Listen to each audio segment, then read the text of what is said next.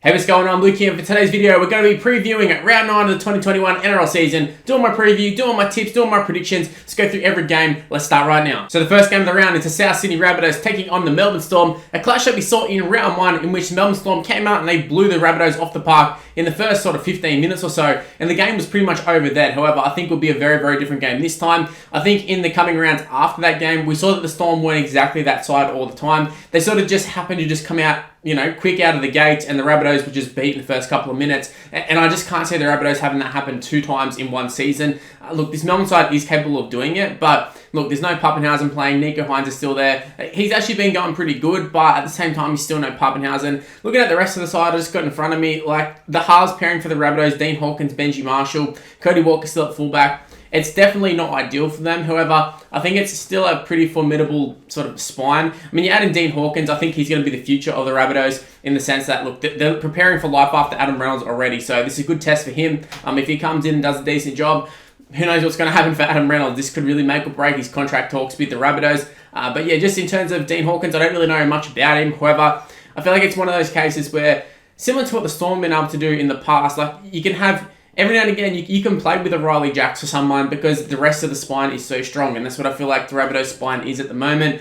Benji's almost playing at career best at the moment. It's crazy to think at his age he's at the moment, as well as him being unwanted by every other club pretty much in the NRL. And the fact that he's gone to the Rabbitohs and he's become such an important player at this point. I think it's really a testament to Benji. But looking at the rest of the sides, like Brandon Smith back at the 13 position, Harry Grant starting hooker, I do like it. I think it's the best thing for the Storm, and I think it'll take them to the next level. Obviously, we've seen Harry Grant, we've seen how fantastic he's been when he's actually played at the 9. However, he's just been coming off the bench. Having Brandon Smith be able to go back to that lock position that he thought he was going to be playing to start the season, I think it's really, really got to help the Storm. And it's crazy to think the Storm still got a lot of troops to come back as well. So Storm definitely can, they have potential to have one hell of a squad. In fact, they already do. But look, in terms of who's going to win this game, I think your smart money would be on the Storm. I think they're the one who've got the stronger side on paper. They don't have as many changes in the spine. And like Nico Hines, he's been playing there for a little while, 3 or 4 weeks now, something along the lines of that. And he's actually been playing pretty decent there. So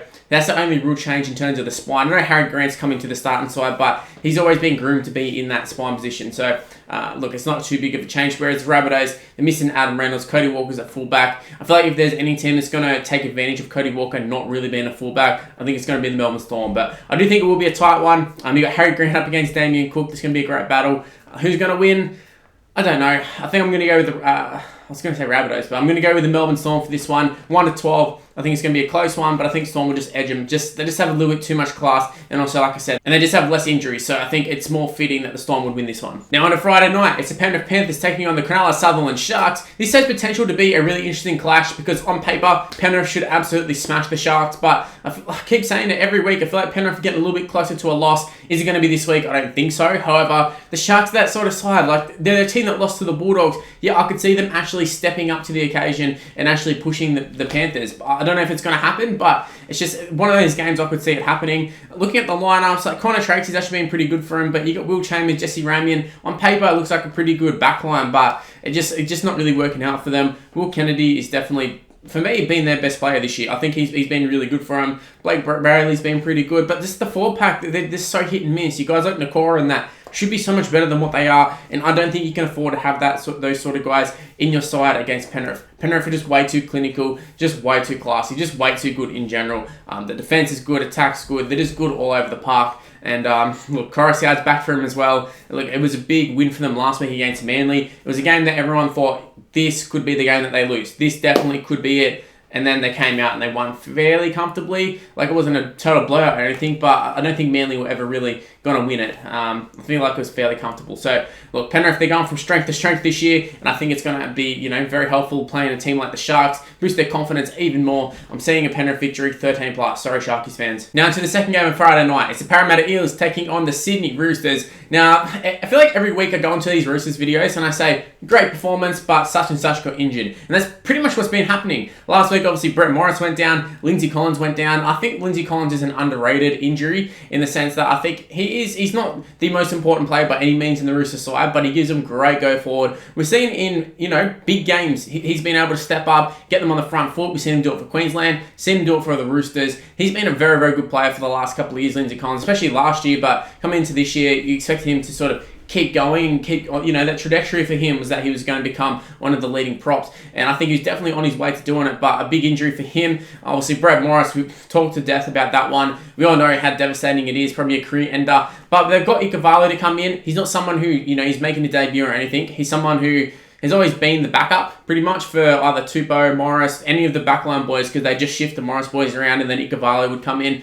I think he can do the job. Is he someone that you'd want as your first choice winger? I don't know, but look, he's a guy who came in and he played last minute and scored 4 or 5 tries. He has potential to finish tries. He's a fairly solid player, and I think the Roosters side is strong enough around him to sort of look good or make him look good, I guess.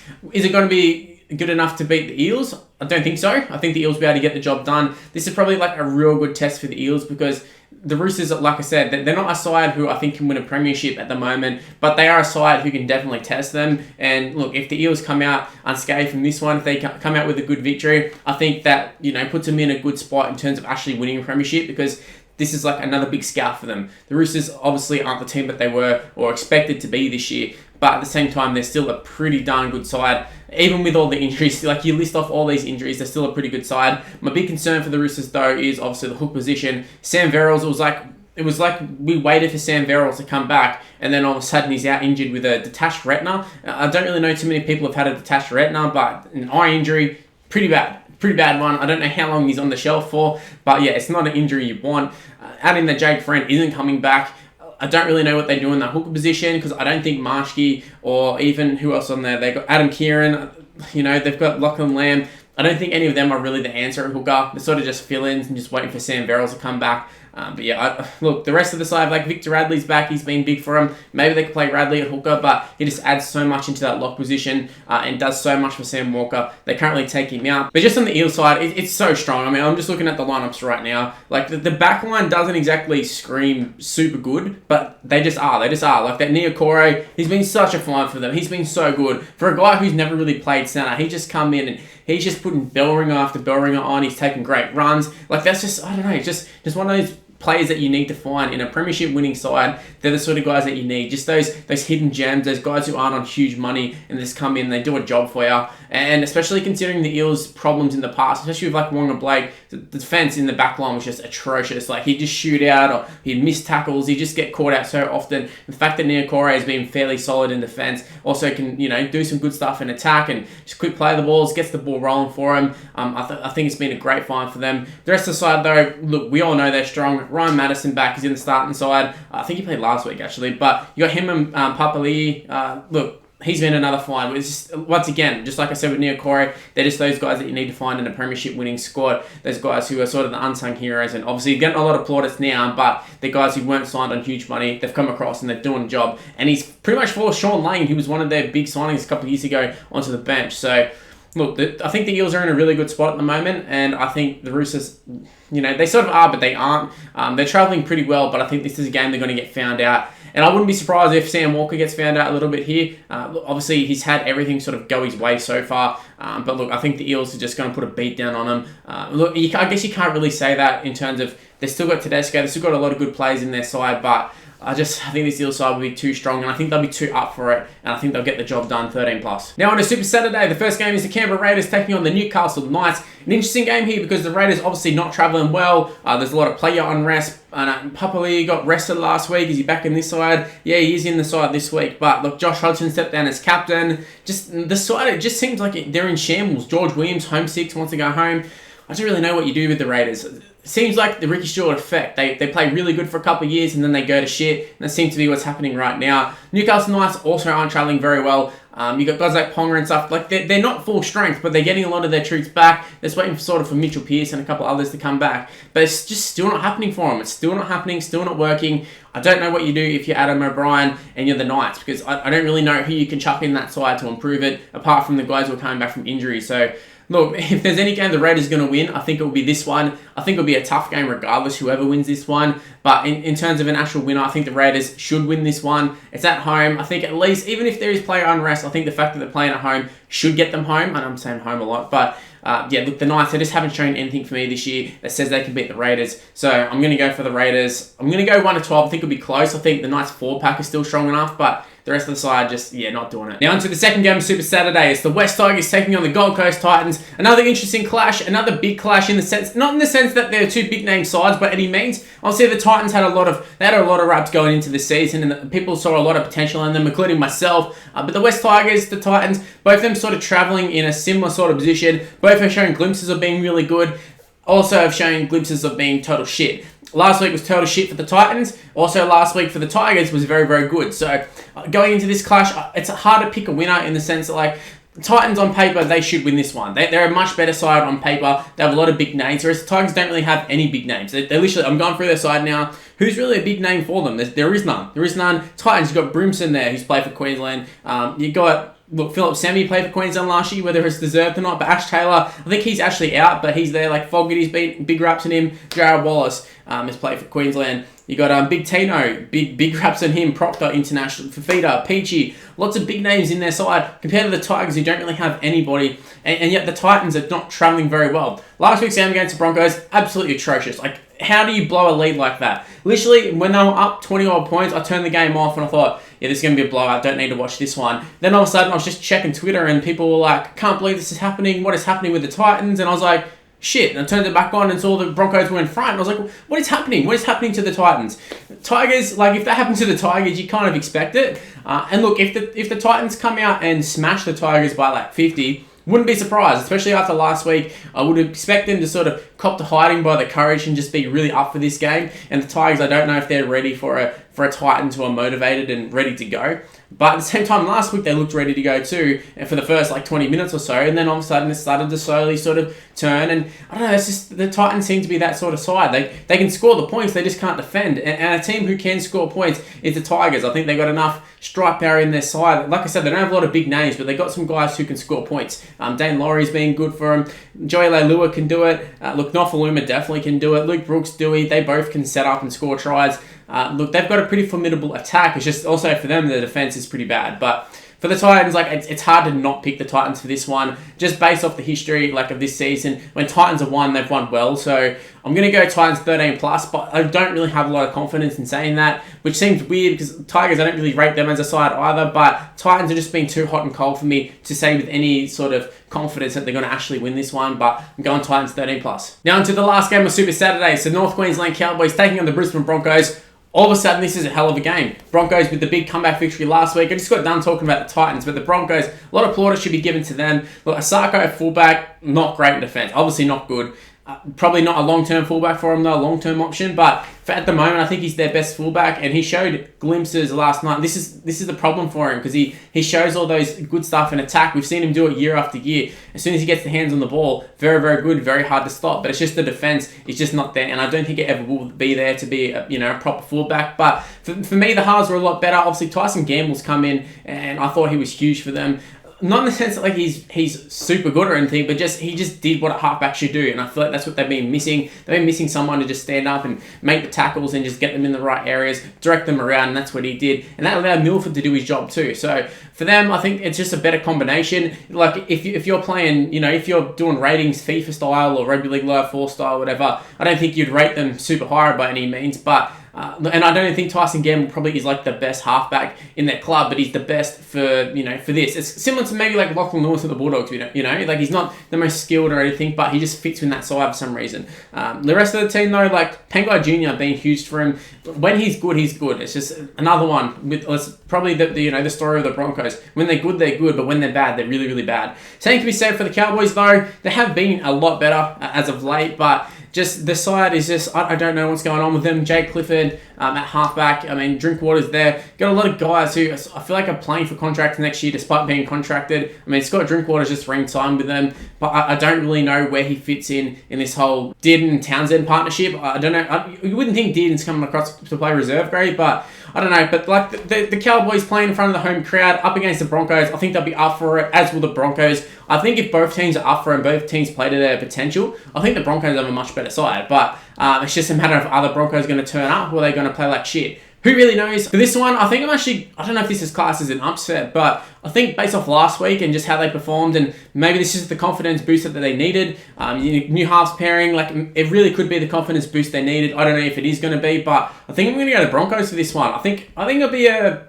close-ish game. Tamalale's there, so I think it'll always be close wherever he's playing, and if he's playing well, I should say. But look, I just have Jake Clifford in the halves. I don't have any confidence in him, but I don't really have any confidence in the Broncos either. So I'm going to go Broncos 1-12 for this one. Now moving on to Sunday afternoon football, it's Manly Warringah Seagulls taking on the New Zealand Warriors. Now, if you'd asked me about this game maybe a couple of weeks ago before Tom Trbojevic was playing, I would have said, oh yeah, this is going to be like a real good game. Like Warriors, probably were smashing, to be honest. Actually, when I say a good game, probably not a good game. Probably I thought the Warriors would probably annihilate them. However, Tom Trbojevic come back into this side, absolutely transformed them. And last week we had them believing that maybe they could beat Penrith. And like, who's beat Penrith? The Storm. That's about it.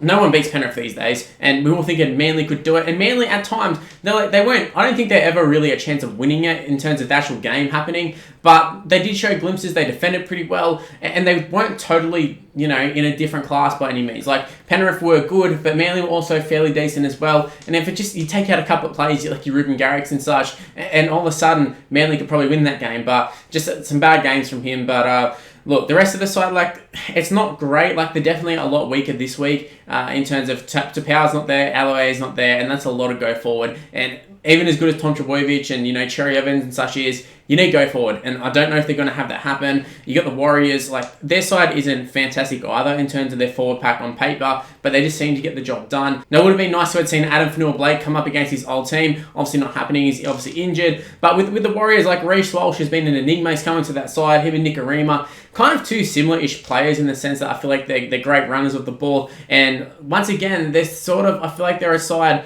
when it's going good, they're going to go really, really good. That's just how they are. For the Warriors, you're adding Tuivasa-Sheck there. And look, if if the forwards are rolling through and making good meters, they can score points to Warriors. There's no doubt about that. And is that going to happen this week? I think so. I think the Warriors might bash the middles for Manly. And then I think, your Reece Walshes, your Cody Nikorimas, your Roger Tuivasa-Shecks in particular, I think they'll take full advantage of it. And I think Tom Trbojevic, I think like Cherry Evans' game management and that sort of stuff will keep him in the game. I just don't see them winning the game. But who knows? It's at Brookvale. It wouldn't surprise me if Manly won this one. Because once again, it's another one that I don't have a lot of confidence in picking a winner. But I'm going to go for the Warriors, I guess, for an upset. Just based off how Manly's been playing for the last couple of weeks. But that's purely just because Tapau isn't there and also because Alaya isn't there. And like I said, that's a lot of go forward missing. And I think that's two very, very important players out of your side and out of your forward pack. Because I think they're the sort of guys who make apart from Jake Trbojevic, you look at the forward pack and it's not fantastic. Like Josh Schuster's been playing good, but he's sort of more of a 5'8" who's just playing second row, at least at this stage in his career. But the rest of them are sort of unknowns, and then like they're good, they're decent players as your second stringers to your Tapau's and LAAs, but when they're gone, like they need to step up. And can they do that? I don't know. We'll find out this week. But yeah, Warriors. I'm going to go Warriors 1-12. I think Manly's defense will be strong enough to sort of stay in amongst the game, but I think in the end, Warriors run away with it, and yeah, Warriors 1-12. Now to the last game of the round. It's the St. George Illawarra Dragons taking on my Canterbury-Bankstown Bulldogs. Obviously not a great week for the Bulldogs last week. Another loss, but it was against Parramatta. I feel like a lot of teams are going to lose to Parramatta. Very, very good side. It was more so the fashion they lost in though. A lot of errors, a lot of dumb errors, and they weren't ever really in the game. So out the Eels. I feel like the Eels were about a 6 out of 10, and yet they put a score on us. So, look, the Dragons, they haven't been good. Ever since, I don't know, I feel like since the last clash, they haven't really done a hell of a lot. Like, they had that little flurry of playing pretty good, and then all of a sudden, nothing. It was like back to the old Dragons, back to your old Corey Normans, your old Ben Hunts. But looking at the side, it just doesn't look that good. I mean, a lot of injuries for the Dragons at this point. But look, Jack Bird in the centre seat's been pretty good for him. But Fue Mayono, he's been in the forward pack the whole season. I know he has the potential to play in the back line, but all of a sudden he finds himself there due to injuries. Ravalawa's out as well. So we got Max Fagai. I'm not even going to try and pronounce it properly. I obvious reasons. But I don't really know too much about them. They have the potential to come out and be absolute studs. I don't really know. But the rest of the side, look, it is a fairly solid 4-pack. Josh Maguire, obviously been there the last couple of weeks, and all of a sudden they've been losing. Is that a coincidence? I think not. It's a weird situation with Josh Maguire, fantastic player, but you chuck him in a side and all of a sudden they just lose. And it hasn't always been the case for his career, but just as of late. Cowboys had him, they were losing, they get rid of him, they start winning. Dragons on a winning streak, he comes over and they start losing. Like I say, coincidence? I don't think so. For the Bulldogs though, this is a very winnable game for them, and I don't know if that's a scary thing or a good thing, but it is a game that I think is winnable. Similar to the Sharks game. I don't necessarily want to tip them, but I feel like they definitely have potential to cause an upset here. Botani's Lesniak back at fullback. Nick Meaney played there last week, and I feel so bad for Nick Meaney. It's like he plays well there, and he plays fairly solid, and then they're like, all right, you're out, you're back onto the wing, you're okay there. We're going to chuck ex-player into at fullback, whether it's Botani's Lesniak, whether it's Hopper Whitey, Corey Allen. It's just like, no matter how good Meaney goes, they're like, back to the wing, buddy. Look, for Bulldogs, Avrilo's been solid. Kyle Flanagan, not so much. Sione Katoa, definite liability. I don't really have too many good things to say about Sione Katoa, so let's just leave it there. The rest of the side, though, it's fairly average, apart from Luke Thompson. Like, Adam Elliott definitely been off the pace this year. Dylan Napa, we saw a couple of weeks ago against the Sharks. He was very, very good, and that's what we need. We need him to come out against these sides, like the Dragons, like the Sharks, the teams that are winnable. I'm not talking him going up against Storm and putting a hiding on him, but come out and just absolutely belt these guys. And I think Napa, he might do it. I hope, fingers crossed, I hope he does it. I hope he steps up to the plate. Blake Laurie, Paul Vaughan, Kerr, Sims, Maguire, it's a pretty good 4-pack in terms of starters, so it's a good test for Dylan Napa. Look, in terms of picking a winner, I'm going to go the Bulldogs. I'm going to go for an upset here. I'm going to go 1-12. I think it will be a close one. If there's any games that the Bulldogs can actually win, it'd be this one. So, yeah, look, Bulldogs 1-12. Now, that's where I'm going to end this video. Hopefully you did enjoy it. If you did, make sure you go ahead and smash the like button and subscribe to the channel if you're new around here. Also, turn on the notification bell. It's pretty important in terms of actually seeing the video. Sub box is a bit dodgy, so go ahead. Use the notification bell and be notified immediately that I've uploaded. Also, give me a follow on social media. It's on the screen right now. It's Mr. Luke and YT for the most part. Mr. Luke for just Facebook, but everything else is Mr. Luke and YT. So go ahead and give me a follow, give me a like, do all that sort of stuff. And that's where I'm going to end this video. Hopefully you enjoyed it. Stay tuned for more content on the channel, and I'll see you in the next video. See you guys.